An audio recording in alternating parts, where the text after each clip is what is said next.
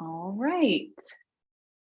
Well, we will give everyone just a minute to kind of file in. I know a lot of you were waiting when for the live stream to start, and we will get started in just a few seconds.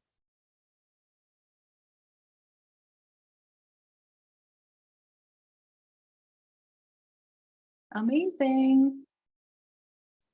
All right, cool. Well, let's get started, y'all. I am Liz, and I run Course Report, which is a resource for choosing a boot camp.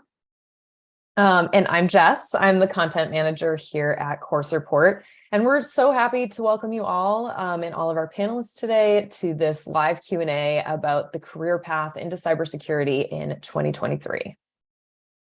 Absolutely. At Course Report, we've got over 100 cybersecurity boot camps in our directory. We were just talking before this about how quickly this field is growing.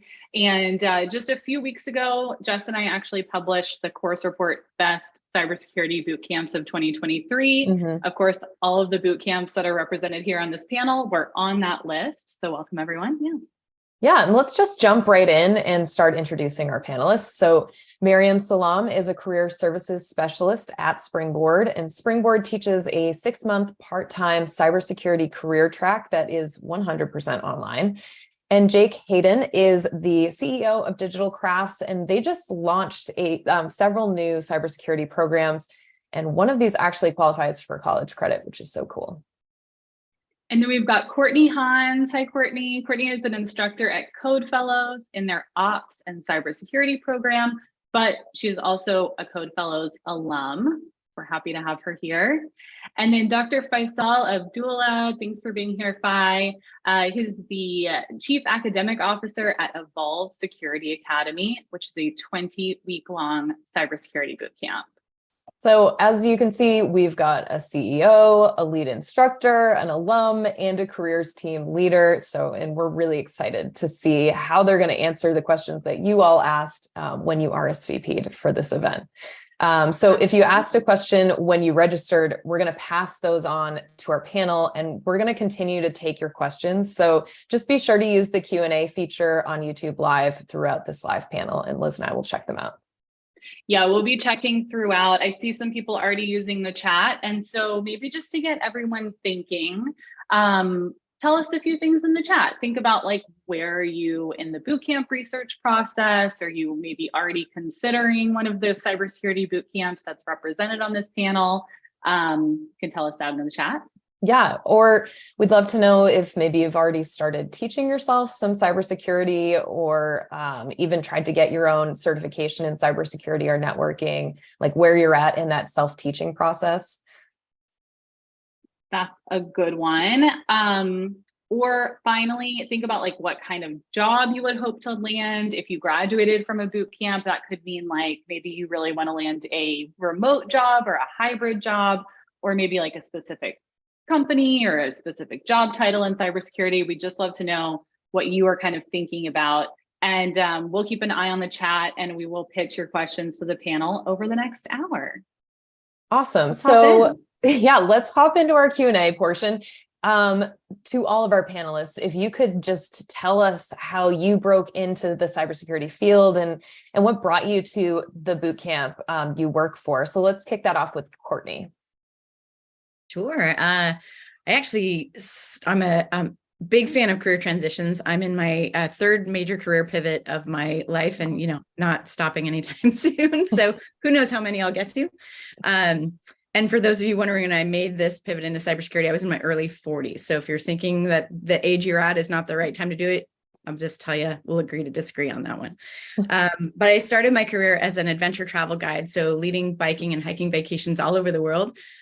Didn't know it at the time. It actually prepared me for a lot of the pivots and make one plan and go through 26 more in the single span of a day kind of work that I find myself in cybersecurity. Got my MBA, did, as my kids like to say, business for about a decade. And then actually in 2020, found my way into Code Fellows, initially through their software development program, but then very quickly, although I loved that and still think that's pretty exciting stuff, quickly pivoted into their cybersecurity program. So as mentioned, I'm an alum of the program as well. fell in love with the school and the environment and the culture, promoting and really walking the walk and talking the talk about diversity in the tech sector. And so I've continued to stay involved, even though my day job is actually head of security and IT for a software as a service company. My nights, weekend job, I still continue to instruct for Code Fellows. So yeah, love it. I'm excited to answer your questions, and I'll pass it along. Awesome. Miriam, how did you get into career coaching in cybersecurity at Springboard? Yeah, it's a great question. So I actually have a background in software engineering and data science, and I worked in industry for a while. And then after that, I kind of was like, I need a break. I want to go into teaching. I taught at a UT bootcamp over at 2U. And while I was there, after my students kind of graduated my class, they're like, Miriam, how do I find a job? What do I do? What is the next steps? So I would help them all with their resume. I would help them all prepare for the technical interview. And then I was like, hey, I kind of like career services. I joined 2U at a time where it was kind of evolving in the bootcamp sector, and we didn't have a lot of people in cybersecurity. And so what I did was, because I have a technical background, I was the one who headed career services for cyber. And I taught everyone at 2U what they do at cyber, what a cybersecurity job entails, how to do career coaching for those students. And then after that, I left 2U. I went to Thrive DX, which actually specializes in cybersecurity. Mhm. We did a lot more there. And then I landed at Springboard, and really excited to bring everything that I've learned about career services at Springboard. I think it's a great place to work. Wow, what a wealth of knowledge you're bringing there. And Fi, how did you get into cybersecurity? So I got into cybersecurity in 2002 sometime, when it was all about IT at that time. It was IT and networking. When I graduated with my doctorate, 2005, I started working at Lewis University as a professor, assistant professor at that time.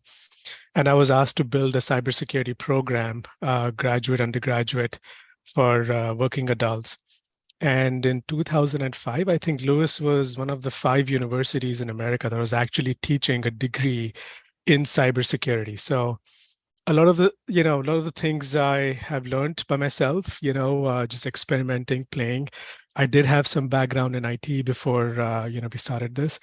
We built a whole bunch of labs over there. We got grants from Department of Homeland Security and the NSA. And then in 2018, I found Evolve, and they were looking for somebody they had a great cybersecurity program, but they were looking for somebody to come in and make it more academic, more learning outcomes focused. So, that's how I got started with Evolve.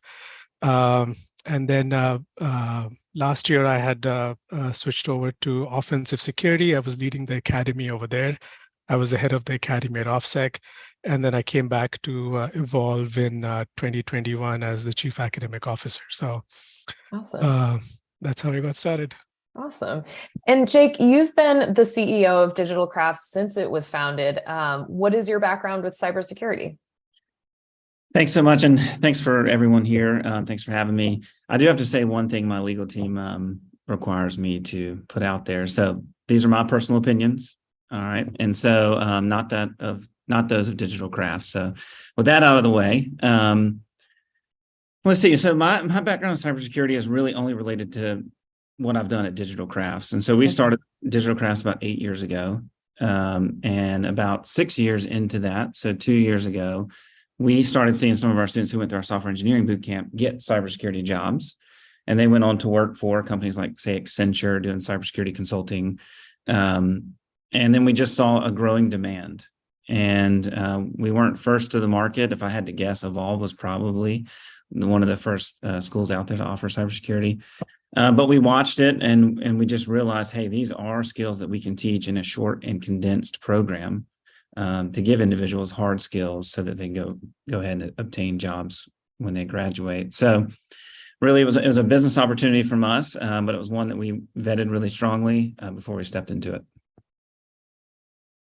So each of you kind of came to cybersecurity differently, and I'm seeing in the chat already, we've got, folks that are just starting with the Google certificate in cyber, some that have gotten some Google Cloud certifications, some that have a master's degree with a concentration in cybersecurity. So obviously there are a lot of different backgrounds that can make it into this field. And, you know, Matthew asked when they RSVP'd, is a boot camp the right path, or should I go the longer route of getting a cybersecurity degree? And then Justin also asked, does cybersecurity require a software degree? So I thought this would be a great place to start. Jake, maybe you can answer this one. Are there cybersecurity degrees? What are kind of the traditional versus non-traditional routes into this field? Absolutely. And I do want to caveat that, you know, the experience and advice I share on today's call is really based on the last 8 years of me running a coding boot camp, right? And we've had thousands of students go through our program. I've seen students go through other programs that are represented here. And that's the knowledge I've picked up. So my advice on this question is really, it's dependent on who you are and what your learning style is, right? So there are traditional programs out there. You can go get a degree in cybersecurity. And if you don't have a bachelor's today, that may be a good path. A bachelor's is not required to break into cybersecurity. But I think it really boils down to what is your learning style. If you prefer a longer program, a traditional program might be a better fit. If you're looking to do something really quick, hands-on, kind of drinking from a fire hose approach, then a boot camp could be the right path for you. And then the last thing I'll say is, you know, as you mentioned at the beginning of the call, we recently launched a new program. It's a flexible program, or I would call self-paced, where students can take a cybersecurity boot camp with Digital Crafts from anywhere from 15 weeks to 40 weeks, depending on your schedule.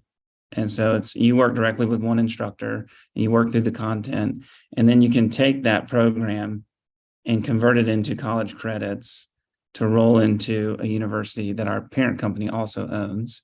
So if you did want to get a bachelor's degree, I see boot camps as like a stepping stone into bachelor programs now, if that's your end goal. But I wouldn't say it's required by any means. Does anybody in their experience, has anybody seen a requirement of a certain type of degree for a cybersecurity role? So the employer expectations have changed now. I see more and more job requirements that don't list master's or an undergraduate degree required. I've seen the shift to preferred now. So at the end of the day, this is what I tell my students: your hiring manager will hire you for the skills that you have. What is it that you can do for them? That's what they're looking for. A degree doesn't make a difference for sure. Yeah. So as long as you have the skills, as long as you can solve a problem that your hiring manager has, you're hired. And if I could add something real quick, I think cybersecurity is the easiest track to get into without a degree, because a lot of people go to a IT help desk type role, and you just have to have certifications. I would start with a boot camp and then get certified, which we'll probably talk about later, the other types of certifications for cyber. But it is the easiest, I think, track to get a job without a degree. Yeah. And then the last thing I'll say is I wouldn't say a certification is necessarily required, but in cybersecurity specifically, it's really, really going to help. Mm-hmm. I'd almost say it is required because it's that important. But yeah, we're definitely going to dive into certification talk in a little bit. We got this question from Yushika about being a beginner in cybersecurity. They asked, I'm a total beginner and I want to get into cybersecurity. How do I start my career in this? Please give your guidance. So Fai, what is your advice for aspiring cybersecurity boot campers who are really new to this? Like, where should they start? So I would say start with some research on, boot camps, right? If your path to cybersecurity is short in terms of time, right, a boot camp is the right approach. So after that, I would start looking at what sort of jobs am I interested in? What sort of what is it that I would like to do? What interests me? I would reach out to a few people working in the industry, and again, LinkedIn is a great resource. do some sort of informational interview. So let's say if I wanted, if I was interested in threat intel, I would look out for some, people who work in this field, some who were beginners, some maybe who are 3 to 5 years into their careers, and talk to them. What is it like? After that, I would start looking at building some basic skills, like, no matter what you do in cyber, you need a few basic skills, like, you need good knowledge of Linux. You need good knowledge of the Windows operating systems, because a lot of people use Windows in the world. You would need some knowledge of networking, right? So you don't really need knowledge of physically setting up a physical network, but just how protocols work, how TCP, UDP work, what is a firewall, those sort of things. Look into those things. And then I would look into a little bit into scripting, because cybersecurity analysts use a lot of scripting in their day-to-day jobs. So those are the things that I would look at. There are some, good courses out there that cover all of these. Evolve has a free course on their website. It's the Cybersecurity Fundamentals course. So it's really for anyone who is interested in cyber. They want to get a taste of what is it like in cybersecurity. We have a bunch of videos in there that introduce the concept of cybersecurity. And then we have a lot of hands-on labs on our CyberLab platform that a student can actually do. So they can actually play around with Linux commands. They could play around with Wireshark, do a little bit of Nmap in there, do a little bit of hacking in there. So you get a good taste of what cybersecurity would be. And then if those things are interesting to you, if you feel you're challenged, if you feel you're excited, then start looking into a boot camp that can sort of connect directly to the career that you were looking for. That is, I think would be my advice for Ruchika. That's great advice. Kind of reverse engineer from the job that you might be interested in. And as we say all the time, like always start with that intro material, that intro course. I am almost positive that all of the boot camps here have some kind of intro material or course in cybersecurity that someone could start with at a really low cost or even free. And so in our follow-up email, we'll include a link to all of those intro courses, because those are all fantastic places to start. And Courtney, you kind of mentioned earlier, thinking about who might belong in cybersecurity. What do you think about this? What kinds of transferable skills translate into cybersecurity? How do you see the kind of backgrounds of the folks that you're teaching changing over time? Like, who really belongs in this field? Yeah, the short answer is almost everyone, right? If you're interested in it, you belong there, right? Don't do it if it's not fun for you. But other than that, like any problem, when you have diversity at the table to solve it, you're going to get better solutions for, not to be overly prosaic, but for the world, right? And this is there's been lots of news articles lately that have ranked cybersecurity concerns right up there with climate change and other, global problems that we as a worldwide population need to address. So we need a worldwide population to address them. So it's been really gratifying for me to see the diverse set of students that have come through the program at Code Fellows. I've taught folks that have spent their careers in kitchens, in the healthcare industry, paralegals, folks that have been that have formerly experienced homelessness and are really rebuilding their lives. And everybody has things to offer. And this is something I really like to discuss with folks, is that especially career transitioners, or folks just starting out on, say, their career journey, can often feel like they don't have something to bring to the table. And I think that's patently untrue. I think, for example, I've talked to folks that have worked in kitchens and said, I bet you have some really good crisis management skills, right? You're working in a kitchen, things are hot, you're trying to fire multiple tickets, you're balancing a lot of priorities. That's very likely, or very similar to a role you could find yourself in cyber, right? Incident response, crisis management. In the medical field, for example, and I'm not likening, cybersecurity practitioners to doctors, don't get me wrong there, but there are a lot of analogies, right?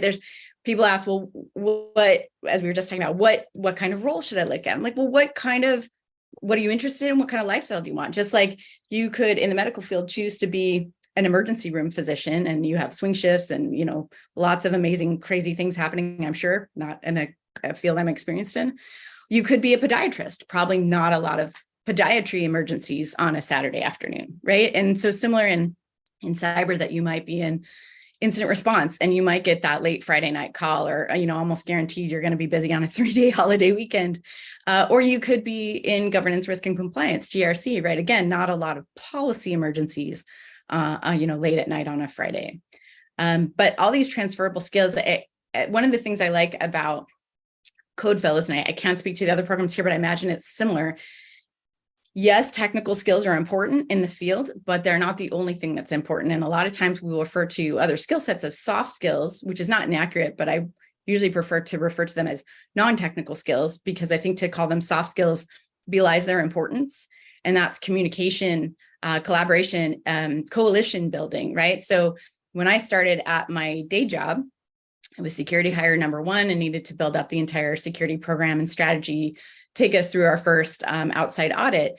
And I couldn't do all that hands-on keyboard work myself. So I needed to really exert a lot of informal influence, make sure that I was aligning our work to business objectives as well, get the sales team on my side, beat my drum of security as a growth strategy. So all of my project management, leadership, communication, guiding skills, make it seem like it's their idea kind of work was really critical. And these are skills that I would imagine just about everyone on this call has developed in some other line of work before, whether that's customer service, like we've seen baristas come in there, right? Anticipating both the extrinsic or the explicit and the implicit needs, wants, desires from, your cohort, your colleagues. All of these skills are not just nice to haves, but they're need to haves. I've heard people say that technical skills can get you the job, but it's the non-technical skills that are going to further your career. And I absolutely believe that to be true. And so when you're looking for, say, a boot camp, ask the questions about, what other skills are, right? We'll be learning Wireshark and TCP, UDP. Those are all very, very important. And how are we talking about the non-technical skills that we'll need? Are we doing group projects where we'll have to be working with, a small group to deliver an MVP? Are we going to be giving presentations, try to, speak technically to non-technical audiences? So make sure that you're developing those skills yourself as well. Really good advice. I love cybersecurity as a growth strategy. It's a great way to convince a team. I'm sure there's more, you get more buy-in these days. Really gets the sales team on board. Yeah. Love that. Love that. Are there any other backgrounds that anyone's noticed that have been really successful at your school in the cybersecurity track?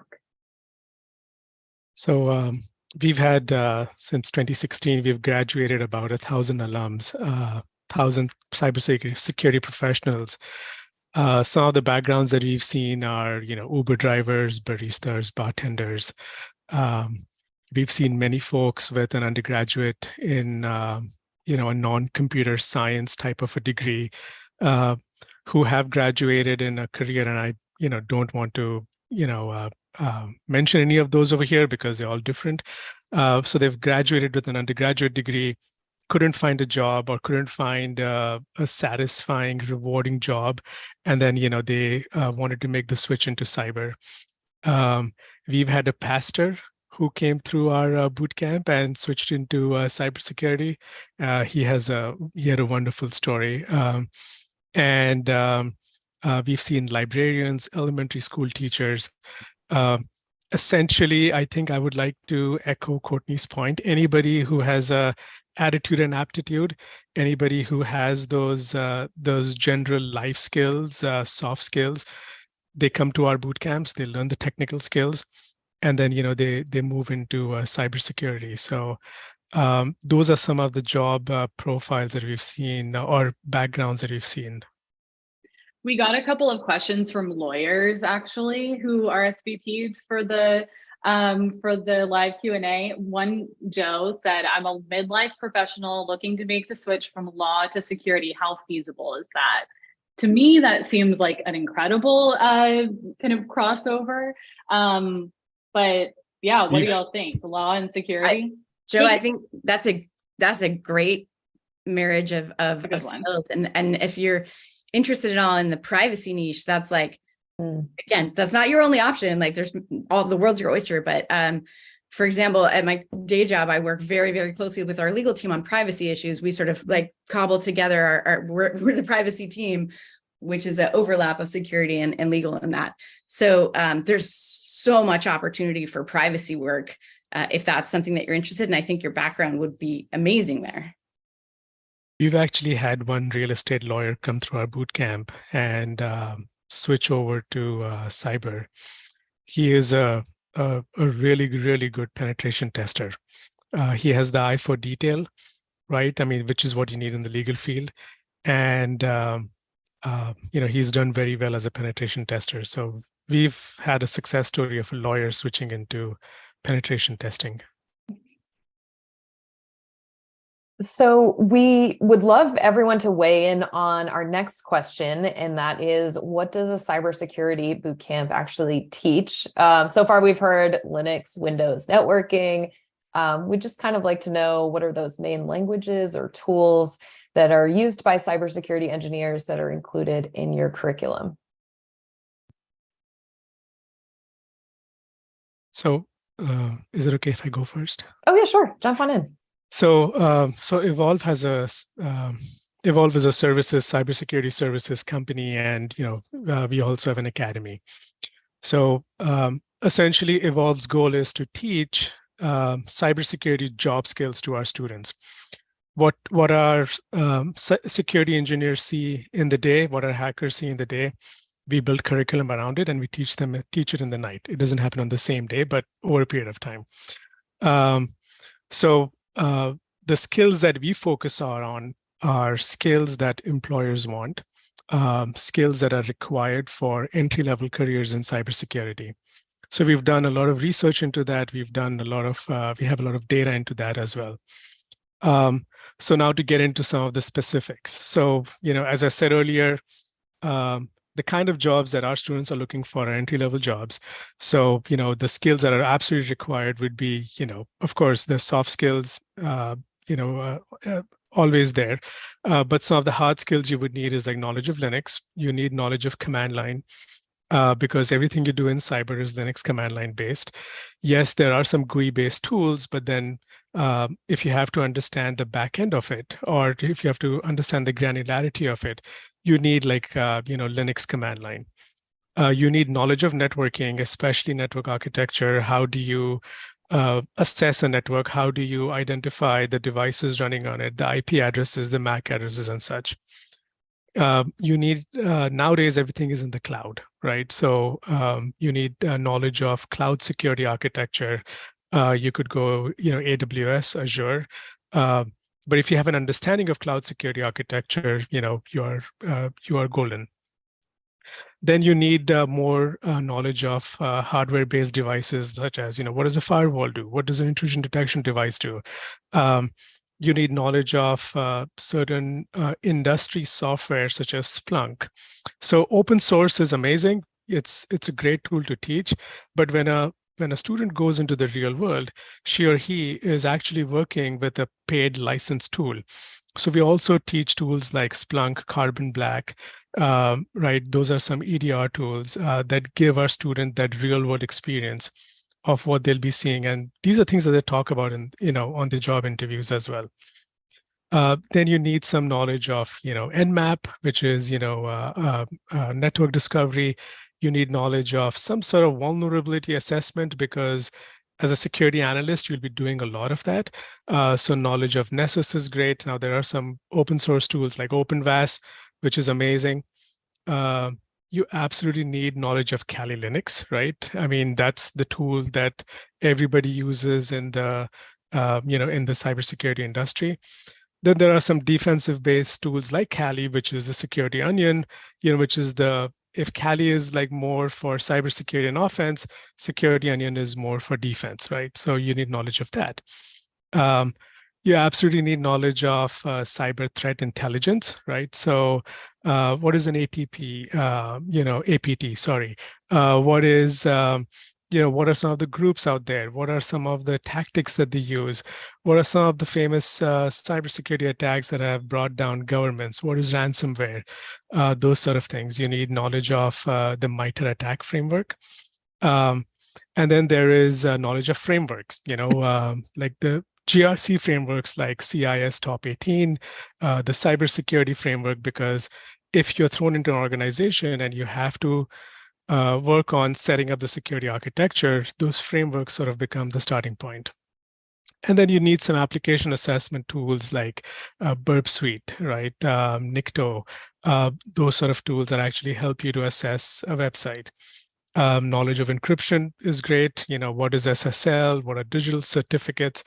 Those sort of things sort of will make you a well-rounded professional. And then something cool that we do in our bootcamp is we teach all of these things in the first 18 weeks. In the last 2 weeks, they actually work on a security assessment project with a nonprofit organization that gives them an opportunity to actually implement those skills in the real world, to see how it actually works. To everything they've learned in the previous 18 weeks, they get to implement it as a cybersecurity analyst with a partner organization of ours and complete a full assessment and deliver a report. So that gives our students the confidence to actually, complete a full project in cyber, present it to, the manager, and get some feedback about it. So I know it was a long answer, but I apologize for taking more than a minute. Well, we're going to talk. We'll talk about projects and home labs in a second, also. But yeah, it was a long answer. It sounds very comprehensive. Are there any other technologies? Like, what did Phi miss? I'm sure I missed Anything? a lot. Does anyone teach coding too? I was wondering if anyone teaches Python. We did like yeah. an intro to, scripting with Python, right? Mm-hmm. Yes, Scripting I missed Python. that. Okay. I did miss that. Yes, And knowledge of PowerShell. scripting. Yes, And Python. Mm-hmm. Yeah. so I've seen a lot of Active Directory also, as a requirement, because we live, fortunately or unfortunately, we live in a Windows-based world, and I'm sure everybody has a different opinion, but having some knowledge of like Active Directory and how identity access management works also helps. Amazing. I mean, I think that is a fantastic list. It probably also depends, once you actually get into the industry and in your first job, your role probably will dictate what actual tools you're working with. And so we want to talk a little bit about those careers and those types of like job roles that you can actually expect to get into. So Miriam, what are you seeing in career services these days? Like, what roles do cybersecurity grads go into after Springboard? And I think one of the most popular questions is like, what is an entry-level cybersecurity role? Yeah, that's a good question. So Springboard does a really good job of giving a high-level overview of all the different types of career paths that you can intern within cybersecurity. And just to make it really simple, in my experience in coaching people within cybersecurity, there are 3 different paths that you can go into. The first path is going to be like a security type role, security analyst. The second one is going to be some sort of networking type role. And the third one is going to be ethical hacker or pen tester. For someone who is like an entry-level person who, an entry-level student who, took a boot camp, they probably got a CompTIA certification. They would probably do an IT help desk for 6 months. And then what we would tell them to do is pivot into a security analyst or a security admin position or a networking analyst, networking admin position, and then start their career that way. Usually pen testers or ethical hackers, and you all weigh in on this if you'd like, but usually pen testing and ethical hackers, this is like something that you get into way later on into your career. So you'd have to build your career a little bit before you get into pen testing. You can't just become a pen tester. But unless you have some prior experience or some sort of computer science background, but usually we tell entry-level students to go into security or networking and do a IT help desk role. We've got a few people in the chat that are watching that I can see have that CS background or work as an AWS DevOps engineer. And so maybe they could go straight to that pen testing type of role, but that's fantastic. We're going to start with an IT help desk role, security admin, and kind of go from there. Yeah, and for the pen tester role, I would get a ethical hacker certification and not necessarily go down the boot camp route, unless, I mean, Evolve Academy, you guys seem like you do some pen testing a little bit, which is great. But I would definitely get that certification before you go into pen testing with that background in computer science. There, like, go ahead. Well, one thing I'll add in, we have two different types of programs at Digital Crafts. One is with live instruction with teachers. And those programs drive really just towards the CompTIA Security Plus certification, which is going to be kind of an entry-level certification for cybersecurity. The program we recently launched that can be credit-bearing as well touches on 6 different certifications, including the CompTIA, Pen Test Plus certification. So if you already are in that DevOps role or have a CS background, you might jump to that certification versus going like A+ networking, security plus, then pen test. Yeah. So can I ask? Oh yeah, go ahead. For anybody interested in penetration testing, I think OSCP is like the gold standard for penetration testing. Many jobs that I've seen, they have an OSCP required. But I agree with Miriam. The process. Right, will you just say? Oh, we're going to talk about certifications in one second, but will you just say OSCP? Yep. What does that stand for? Offensive Security Certified Professional. Awesome. Great. No, sorry. I'm sorry. Continue. I just want to make sure everyone's on the same page. No, I was saying that I agree with Miriam that, once you get in with the boot camp, you work for a couple of years, and then if you have an interest in penetration testing, you go that route. So that's like for somebody who's a recent computer science graduate or a recent graduate, I think I would also recommend that they work, in the industry, perhaps as a junior penetration tester, work on these certifications like the OSCP, and then do the OSCP certification. Cool. And yeah, Evolve also has a OSCP bootcamp, so I wanted to plug it in as well. Excellent. Can I ask, since we're talking about these like jobs and actual roles, like, are these, maybe this is an open-ended question, but like, are these good jobs? Like, what are the hours like in some of these entry-level jobs? Is that something to be aware of? And like, what do we work-life love balance. This career path? Yeah. What is work-life balance like? That's a good question. I am going to let one of you all answer because I have not worked in cyber. Maybe Courtney. Yeah. Yeah. I've got one of my former students is now working the SOC at Uber, and works a shift. So he's like 10 to 6 for a couple of weeks, and then a later shift. So that's a SOC analyst, for example, can be one that is working some segment of a 24-hour shift, right? So those hours could be different. That might really work well for you in your situation. Maybe you want, maybe you want to work the graveyard shift. Myself, I came in and, like I said, the first security hire and then built up the team.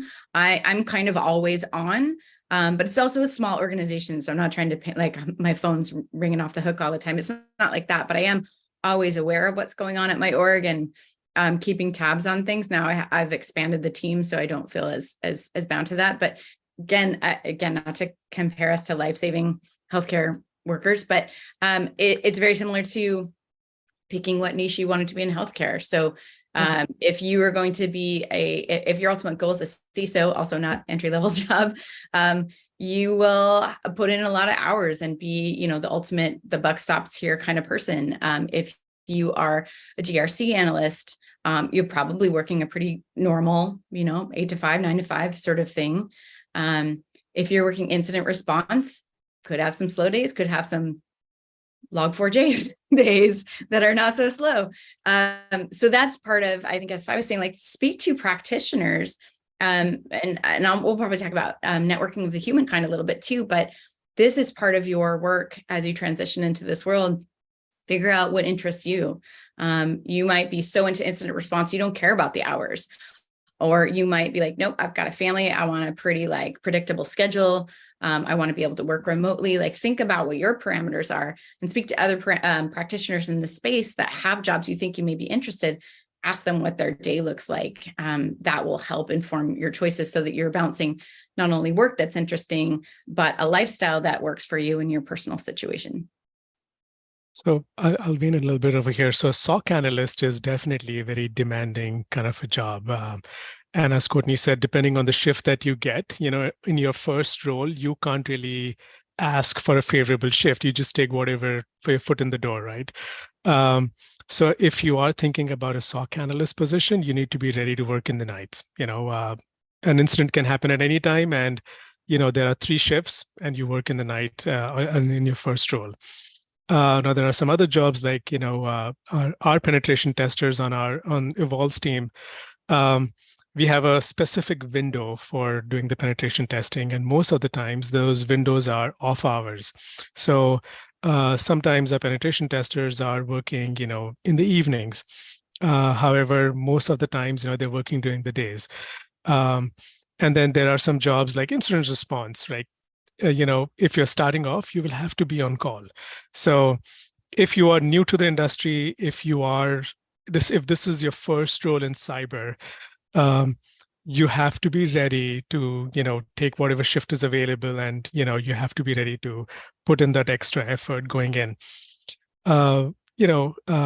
And then in a couple of years, your career sort of stabilizes, right? You have a couple of years under your belt, and you move into the senior roles on the teams, and at that time, your shifts or your work hours sort of normalize to the regular 9 to 5, and having the more work-life balance, which I think is true for any career, right? I mean, whatever it is, in the first couple of years, it's a little bit of a grind, and then it settles down in the next after that. I hope that answered the question from the student.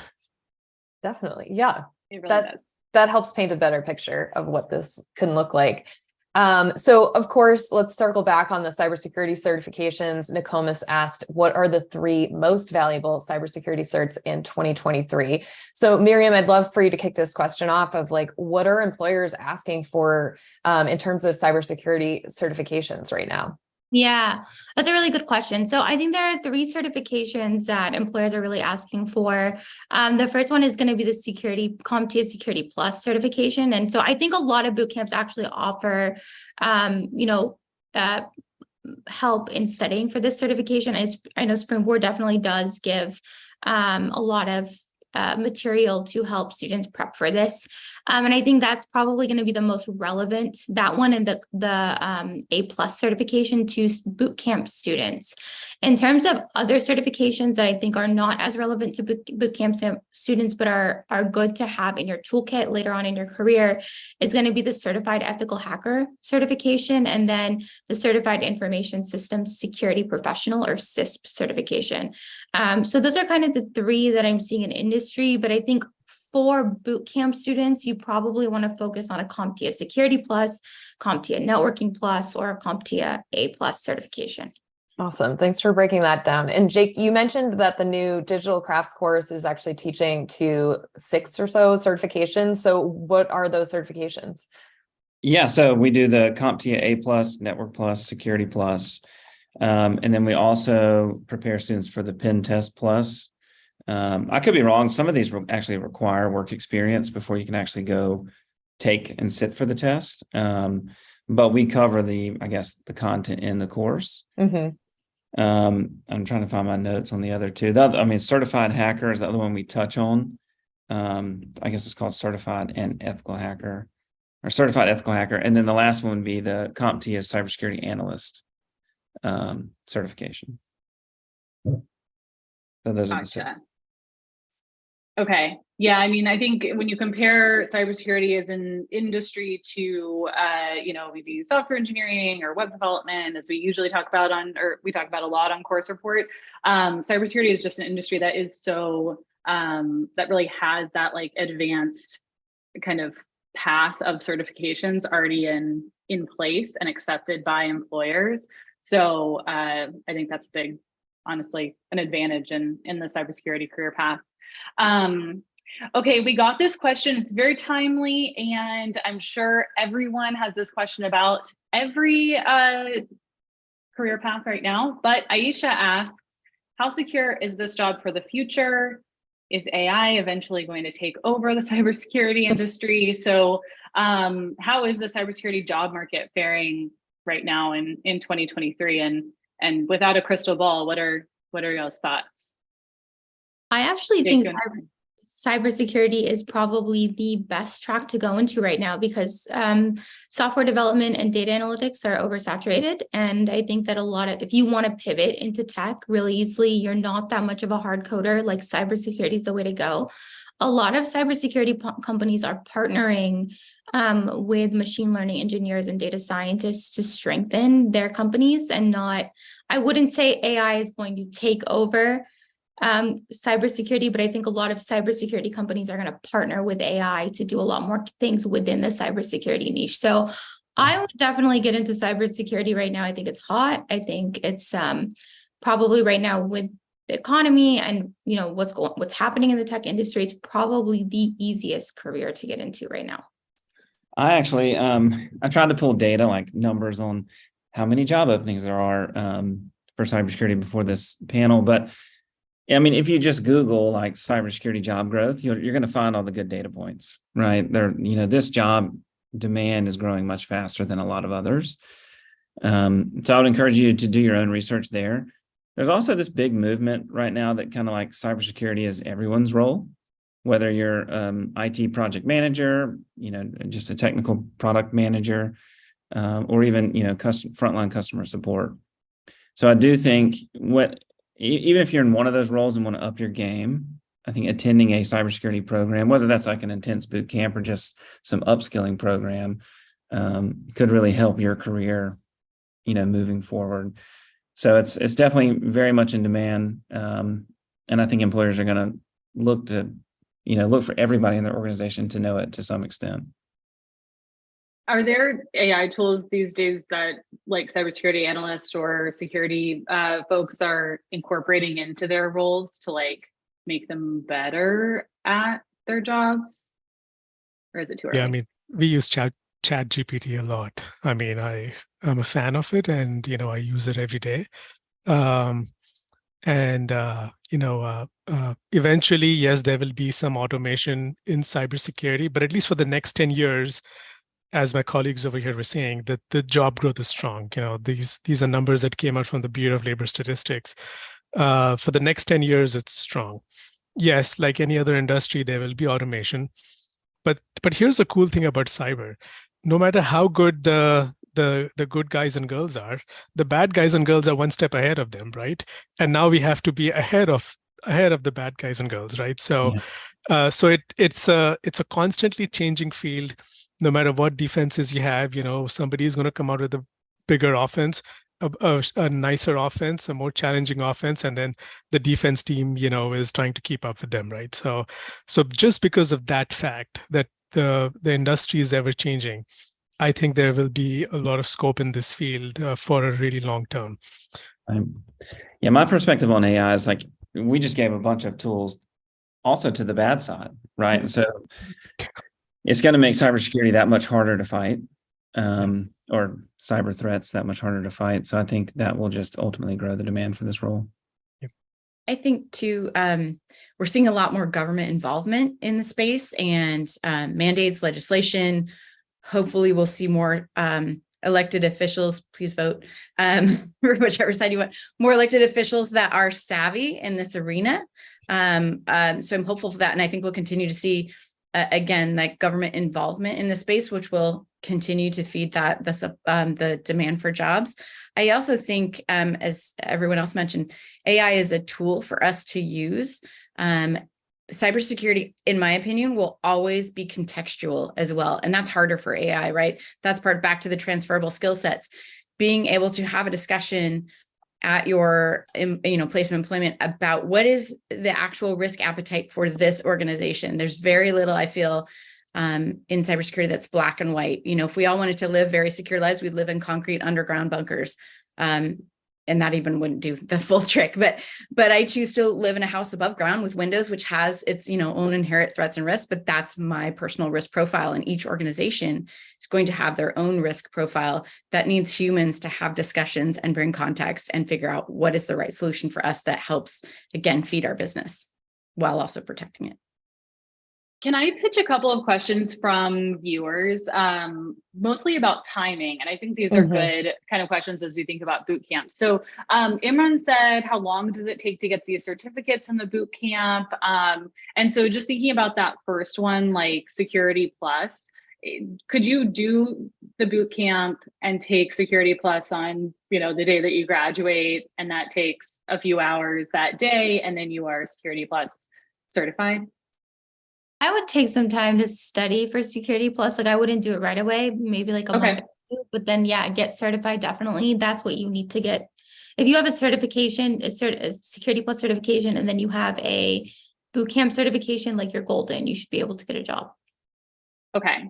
And William King said, I think I'm confused on how much of the learning curve boot camps make up for, with some being as short as 5 days. Typically, a cert takes a month of studying to pass. So it sounds like that's totally in line with what you were saying, Miriam. And I think if you see a 5-day boot camp, that's not really the types of boot camps that we're talking about here on this panel. Maybe more advanced. Yeah, exactly. Maybe that could be for someone who's super advanced and needs 5 days to like learn a new technology or brush up on something.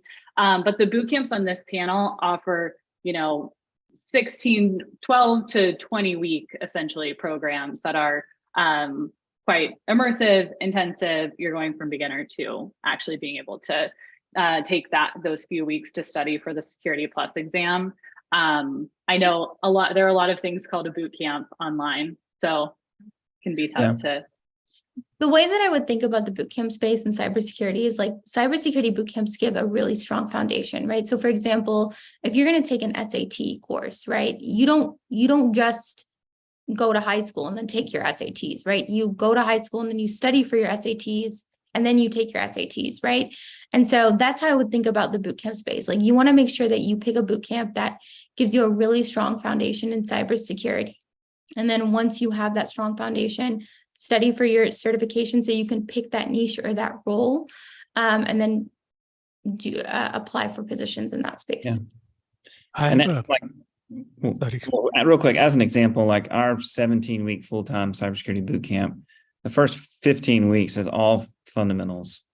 And then we spend the last 2 weeks, we actually cover the CompTIA prep guide for the Security Plus certification test. So our goal is to get you prepared before you graduate. Most students get their voucher and then spend a few weeks after the program continuing to study before they take the exam. And it's a proctored exam, so you have to typically go to like a registered location to take it as well. I'd like to use a different analogy for a boot camp. Think about having a personal goal for your body, like going to the gym, for example. You could get a membership for a gym and you could go and you could, if you're dedicated, if you're focused, you could achieve those goals within a certain period of time.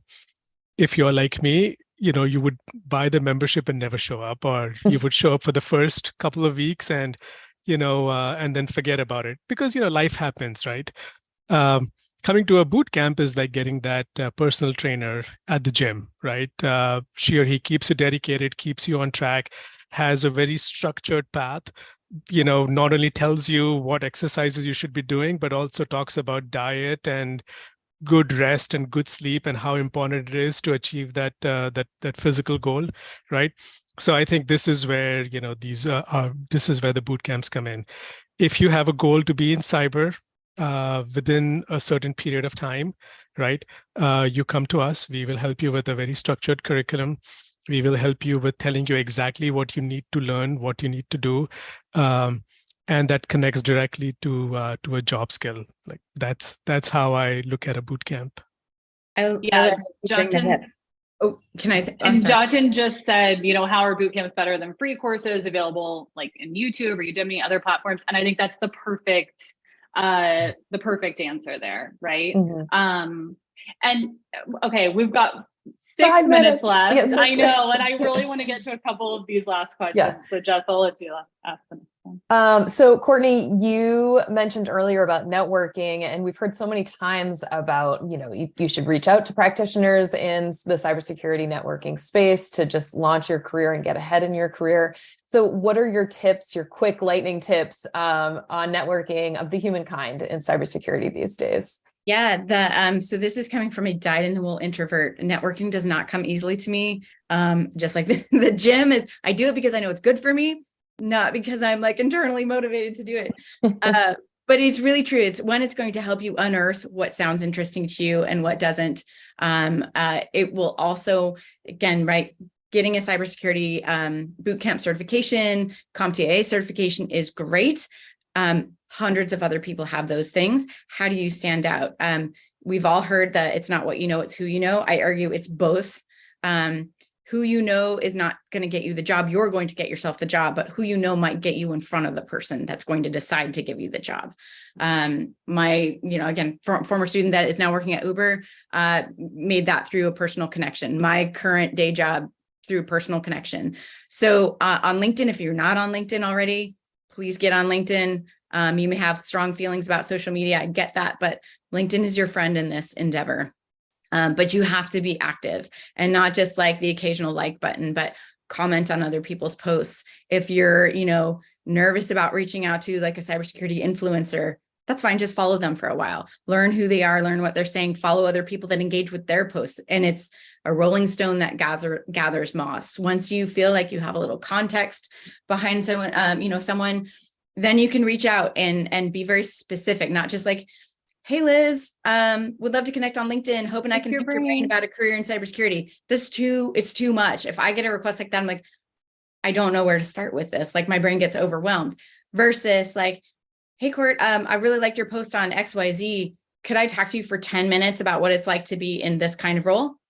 That's, nice and boxed for me. I was like, yes, I can do that. I'm happy to do that for you. So when you do reach out, get specific. Don't like overwhelm someone with like, want to pick your brain. Are we having a 2-hour conversation? I asked one person to mentor me one time and I'm like, somebody asked me to mentor them one time. And I was like, what does that mean to you? And they're like, I was just thinking we could meet for like an hour every day and you could teach me stuff. I'm like, that's not mentoring and I don't have time for that. So be specific and be reciprocal as well, so engage in their content, boost their content. It should be conversational. It shouldn't just be take. And that feels more natural to most of us, certainly the introverts of us. So start developing those ones. You don't want to spray and pray. You want to make a little bit deeper connections with context. Yep. And if you're located near somewhat of a big city, there's probably 1 or 2 cybersecurity events per year. Sign up, go to those, meet people. And one thing at a networking event, just don't like immediately launch into your life story when you meet someone, because you've taken this big risk with your life and your career and you're on this exciting adventure, but there's no need to let all that out in the first 30 seconds when you meet someone. Introduce yourself, say, I'm a cybersecurity analyst, and I'm looking, for the right career, and then let it go from there. Fantastic. Really good advice. Well, I think this is a perfect last question. Yes. Yolanda asked, why is it so hard to find out information like career outcomes from cybersecurity boot camps? So I wanted to offer y'all the opportunity to prove Yolanda wrong here. Who has outcomes data to share about their cybersecurity alumni? How are your alumni actually performing after graduation? Anyone can share. So on Springboard, you can actually when you go to sign up for the cybersecurity career track, you can actually download a report that will give you all of that data. And we have some data on the website. So they put $25,310 salary increase, 12-month job placement rate. So 91% of people get jobs within 12 months. And then we have about 13,000 enrolled students, and you can get the outcomes report on our website if you'd like. But I mean, just from a career services perspective, a lot of boot camps don't like sharing, career outcomes only because it's different, right? Like for every student has a very different career journey. And so we, usually in career services, they tend to stay around the 85% placement rate after the program for boot camps across the board, but they really don't share that information because every student has a very unique and original journey. But if you stick to it, you'll get a job. Like it doesn't, you just have to persevere and keep going. The best advice I could give, I think it was Yolanda, is go to LinkedIn, connect with people who've been through a boot camp that you're considering, whether that's Digital Crafts, Evolve, or one of the other schools here, and try to speak with the alumni. Hey, how long did it take you to get a job? Did you enjoy the program? Did you have a good instructor? That is the best resource for finding, in my opinion, the right school for you. So for Evolve, we have actually published our rates online on our website. We have a 95% placement rate within 6 months of graduation. And we're super proud of that. And we've, published that front and center on our web pages. But yes, as Jake said, you could also connect with alums, and it's a very easy way to look at, what their career was before they started a boot camp and what they did, what they're doing currently. That's also a great way to look at, placements. Yeah. Yeah. And I Courtney, think, how about Code Fellows? yeah, I think I love Jake's advice to get the unbiased, unfiltered through alum. I don't think Code Fellows has it published on the website, but you asked an admissions instructor or admissions person, they could share this with you. Ours is 93%. And I think it's a great question to ask. As Miriam said, like it fluctuates. It's not the whole story, but it's a good piece of your research. Mm-hmm. I think that is the perfect place to wrap up. So thank you everyone for tuning in, and to all of our panelists. We can't thank you for being here enough and answering all of these questions about the cybersecurity career path. I feel like there were even questions we didn't get to, so we've got plenty to talk about in the future. We're going to post this video on the Course Report blog, and we will send it to y'all in a follow-up email later today. Course Report also has scholarships available with Springboard, some of the other boot camps on the site, so I'll include instructions to apply to those. And yeah, thanks so much for asking questions in the chat. We're going to do more of these live Q&As throughout the year. So let us know in the comments or email us at hello@coursereport.com. Let us know if there's a specific topic you want us to dive into, and we will do that. We'll see you on the next one. See you on the next one. Thanks, everyone. Thank you. Bye.